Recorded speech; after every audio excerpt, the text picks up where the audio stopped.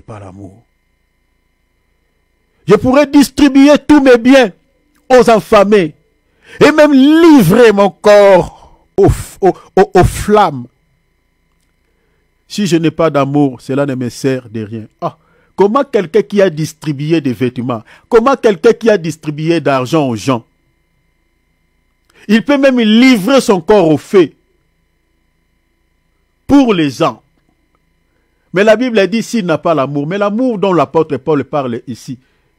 Donc le fait de donner quelqu'un quelque chose, ce n'est pas ça l'amour. Hein? Est-ce que vous avez remarqué? Hein? Il dit on peut même distribuer les biens. C'est pour ça que nous sommes en train de dire. Ce n'est pas le fait de nourrir quelqu'un. Ce n'est pas le fait de donner peut-être le sou à quelqu'un. Ce n'est pas le fait de donner des habits à quelqu'un qui explique que toi tu as l'amour. C'est ça ce que l'apôtre Paul dit. Ce n'est pas ça. C'est pour cela l'apôtre Jean, là où on a lu là dans 1 Jean chapitre 3 verset 17, l'apôtre Jean dit n'aimons pas seulement en parole avec la langue, mais il dit quoi? En action, on dit il a complété quelque chose qui perd important. En vérité. Ah! Est-ce que vous avez compris? Donc c'est-à-dire, ce n'est pas le fait de poser un acte de bien qui authentifie que toi tu as l'amour. Non. C'est la motivation qui est derrière cet acte-là qui témoigne que toi, tu as l'amour. Et cette motivation-là, humainement comme ça, peut-être, nous, on ne saura pas. Donc, c'est seulement celui qui est spécialiste de sonder les cœurs et les reins, c'est-à-dire le Saint-Esprit, qui peut comprendre ce qui te motive. Peut-être, nous, on peut remarquer les signes. Peut-être aujourd'hui ou après. Il dit, je peux distribuer tous mes biens. Mais cela ne dit pas pour autant que tu as l'amour. Si je n'ai pas d'amour, cela ne me sert à rien. Maintenant, il explique ce que c'est l'amour. Verset 4, il dit, qui aime est patient. Ah, vous voyez, hein? Si tu as l'amour, tu dois aussi avoir la patience. Et ça, on en a passé. Pour cela, vous voyez, l'apôtre Paul, il a répété Galates chapitre 5, verset 22, d'une autre manière parce qu'il a complété. Hein? Les 9 fruits dont on parle, la patience. L'amour est patient. Il faut aussi avoir la patience les uns les autres. Oui, nous avons certaines personnes qui ont des faiblesses parmi nous. Nous devons aussi attendre, hein, parce que la patience, c'est une longue attente. Attendre jusqu'à ce que Dieu va transformer nos bien-aimés. Mais une fois, nous sommes trop pressés, on condamne, on fait ceci. C'est ça aussi. La patience. Ces fruits-là nous manquent. Ça, on peut expliquer encore beaucoup d'autres choses, même dans des couples. Il y a des hommes qui ne sont pas patients, il y a des femmes qui ne sont pas patients. Dans certaines églises, l'amour est patient. Ça, c'est la caractéristique. Et patient, ce n'est pas seulement patient, mais la Bible dit est bon. Dans Galates 5, 22, on nous parle de la bonté. Et bon. Une personne qui a l'amour doit être une personne bonne. Il n'est pas envié. Ça, dans nos églises là, je connais une église ici en Suisse. Hein, je ne dirais pas la ville, mais en Suisse.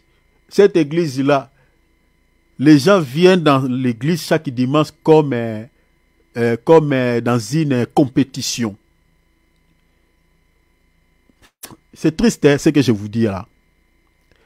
Dans certaines églises, je ne sais pas si je peux dire même dans les églises, beaucoup des églises en Europe, mais je connais une église en Suisse. Les gens viennent à l'église comme en compétition, qui a porté un nouveau habit. Et je connais une sœur qui avait porté un seul habit 2 fois les dimanches. Et comme elle n'avait pas d'argent pour acheter un nouveau habit, et il n'a pas pu aller à l'église, alors qu'elle avait au moins 3 ou 4 valises remplies de vêtements. Vous voyez l'esprit? Envie. C'est-à-dire, les gens sont, c'est-à-dire la convoitise de la chair, la convoitise des yeux. Et une personne qui a cet esprit-là, La porte du ciel est fermée, il est ennemi de Dieu. Jacques chapitre 4, verset 4. Parce qu'on regarde qui a porté un nouveau habit ici. Tout ça. Les gens viennent à l'église, c'est comme ça. Et les hommes de Dieu sont censés de comprendre toutes ces choses. Et de chasser de tels esprits dans la vie des gens. Donner, la Bible dit, errer les serviteurs qui donnent la nourriture au temps convenable. Véhiculer un message qui va éradiquer toutes les saletés dans l'église de Dieu. Un message qui va faire très mal aux gens. Pour chasser ces esprits-là. Maintenant, ceux qui n'ont pas de moyens, donc ils doivent se sentir gênés. Je connais une église comme ça. Envie. Mais si on a l'amour, on ne peut pas avoir ce genre de sémence. La Bible dit ne pas envier, ne se vante pas et n'est pas prétentieux. Les gens qui connaissent tout, qui ont la science infuse, le prétentieux. Et tu sais, moi j'ai fait l'école théologique, moi je suis licencié, mais je fais ça, tout ça, qui connaît tout. On n'a pas besoin de ce genre de personnes. Dieu ne veut pas ce genre de personnes. L'amour, parmi les qualités de l'amour, il y a aussi l'humilité. On s'efface des fois. Il faut s'effacer. L'amour ne se vante pas. On n'a pas besoin des gens, des gens orgueilleux. On n'a pas besoin de ces gens-là. Dieu n'a pas besoin.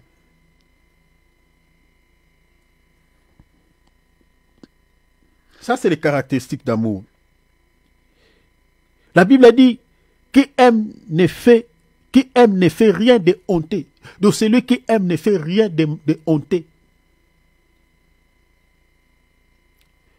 Celui qui aime ne fait rien de honteux. Regarde la honte dans nos assemblées là.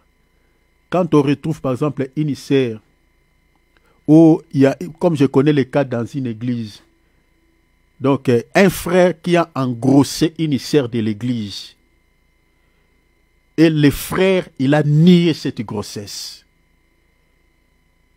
Et cela est répandu dans toute l'assemblée.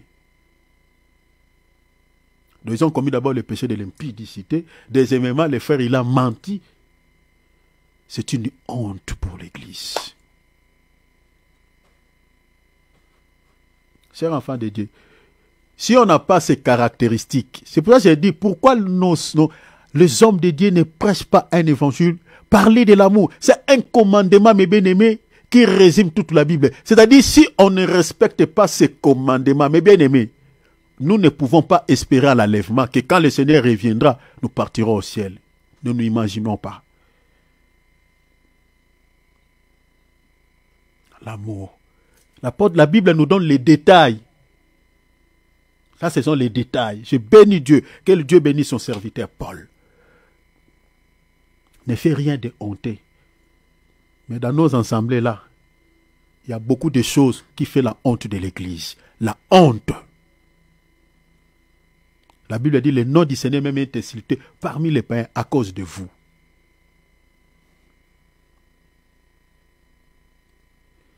N'est pas égoïste. Certains chrétiens qui viennent avec leurs véhicules à l'église, le culte fini, ils ne veulent pas transporter les autres. Il sort vite, il entre pour qu'on ne le voie pas. Il part. L'égoïsme. On n'a plus l'esprit de partage. La nourriture, on ne partage plus. On ne partage plus rien. Chacun pour soi. Et si on a ça, on n'a pas l'amour. On n'a pas l'amour. Que Dieu nous délivre de l'égoïsme. Il y a des gens qui sont l'esprit de, c'est-à-dire ce qu'on appelle l'égocentrisme. C'est-à-dire, il veut tout amasser. Il y a des gens comme ça. Je ne sais pas. Que Dieu nous délivre. Que Dieu nous délivre. Vraiment que les hommes de Dieu doivent nous prêcher l'amour. Ne s'irrite pas. N'éprouve pas des rancines. Des chrétiens rancinés n'ont pas l'amour. Qui aime ne se réjouit pas du mal. Quand un frère ou une sœur est accablé d'une situation compliquée, Voilà, vous entendez une mauvaise nouvelle dans la vie d'un frère, d'une sœur. On ne se réjouit pas. Mais on peut se mettre tous en deuil. On partage la même souffrance avec notre bien-aimé. Mais vous allez entendre un bien-aimé qui est accablé dans une situation parce que toi, tu n'aimes pas ces bien-aimés-là. Et quand tu attends une mauvaise nouvelle dans sa vie, des personnes amères sont comme ça. Et ça te réjouit les cœurs. Ça te fait du bien.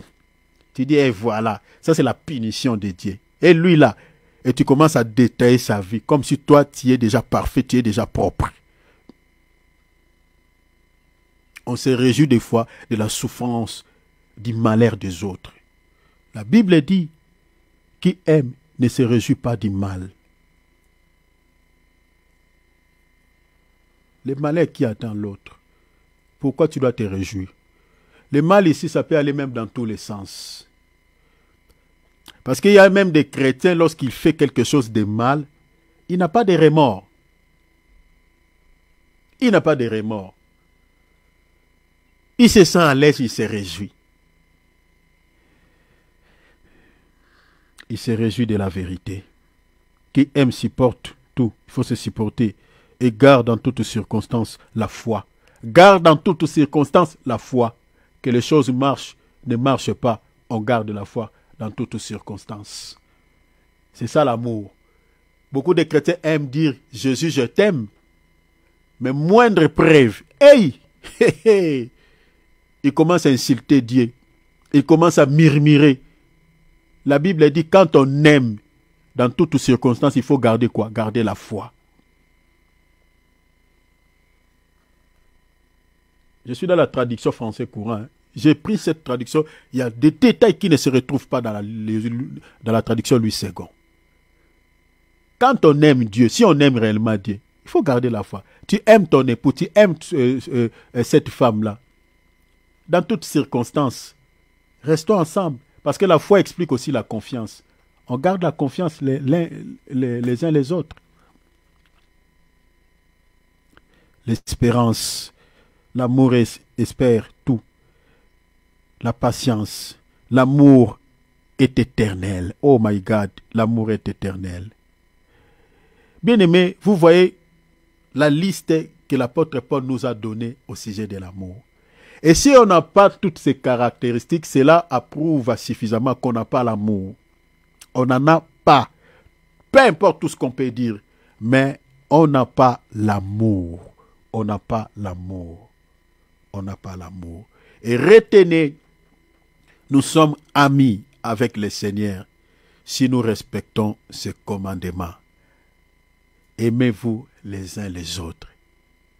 Si on respecte ses commandements, on manifeste toutes ces caractéristiques que la Bible nous présente par rapport à l'amour. À ce moment-là, le Seigneur dira que vous êtes mes amis. Et j'avais dit ici que ceux qui hériteront le ciel, c'est ceux qui sont devenus amis avec Jésus. Ceux qui ne sont pas amis avec le Seigneur n'hériteront jamais le ciel. Parce que qui dit ami, c'est celui qui obéit à la parole du Seigneur. Et l'amour est attaché à des vertus, j'avais dit.